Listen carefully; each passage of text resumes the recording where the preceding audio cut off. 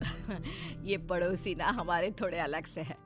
कहाँ हम शाकाहारी और ये मांस मच्छी खाने वाले। छोड़, तू ध्यान मत दे और गृह प्रवेश कर। और हाँ बहू, अपनी सास की एक बात हमेशा याद रखना, इन पड़ोसियों से तो कभी बात नहीं करेगी। अच्छे लोग नहीं है ये।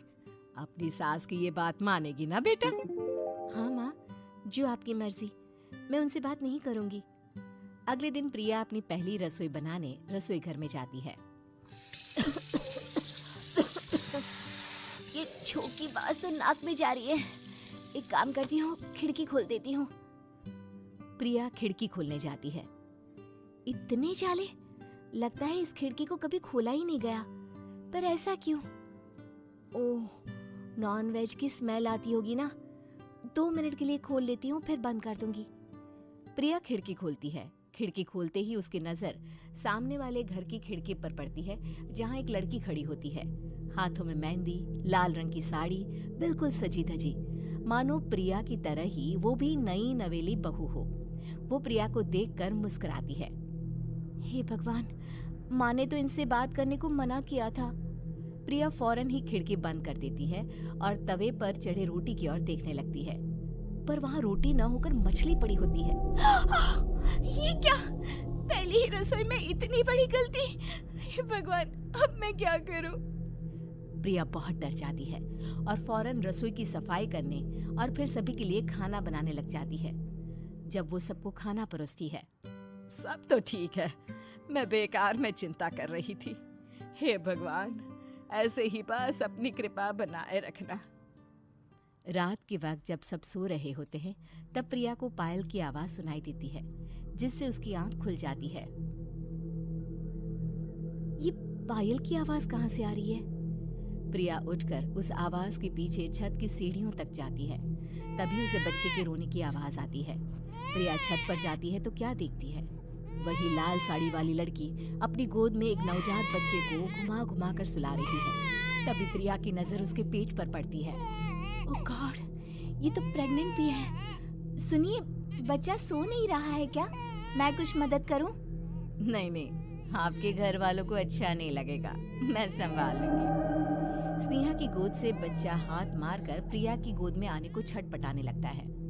दोनों घर अगल बगल में बने होने के कारण प्रिया उस बच्चे को गोद में ले लेती है। प्रिया के पास आते ही वो सो जाता है।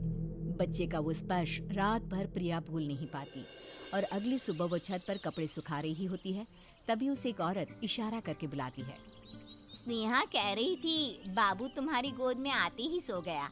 मैं गौरी, स्नेहा की माँ हूँ।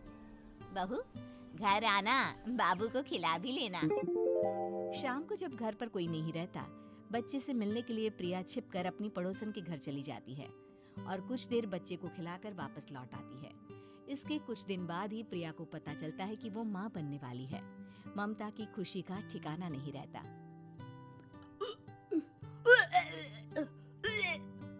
माँ जी, पता नहीं क्यों उल्टी आ रही है। प्रिया भागती हुई वॉशरूम में जाती है तो हरे और लाल रंग की उल्टी करती है। उस उल्टी में से कीड़े निकलते हैं। ये क्या? खून और ये कीड़े! माँ! माँ! प्रिया की आवाज सुनकर ममता दौड़कर आती है, पर बेसिन में कुछ नहीं होता। प्रिया हक्की बक्की रह जाती है। ये सब क्या हो रहा है? प्रिया घबरा जाती है और अपने कमरे में जाकर सो जाती है। डर के कारण वो इतनी थक जाती है कि उसकी आंख लग जाती है। तब उसे ऐसा लगता है उसके पेट पर मानो कोई बैठा हुआ हो। कौन हो? प्रिया के पेट पर एक 5 महीने की बच्ची बैठी हुई थी, जो बुरी तरह जली हुई थी।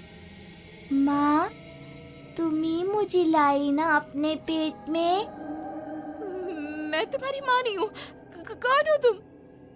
माँ, देखो मैं जल गई बुरी तरह से। 6 महीने पेट में रहने को भी मुझे नहीं मिला। सहला दो ना माँ। बचाओ! बचाओ! माँ! ममता दौड़कर कमरे में आती है। प्रिया की बातें सुनकर वो सब समझ जाती है। तू कहीं बगल वाले घर में तो नहीं जाकर आई ना बहू? मुझे माफ कर दो, मैं गई थी माँ। उस घर में सब मरे हुए हैं बहू।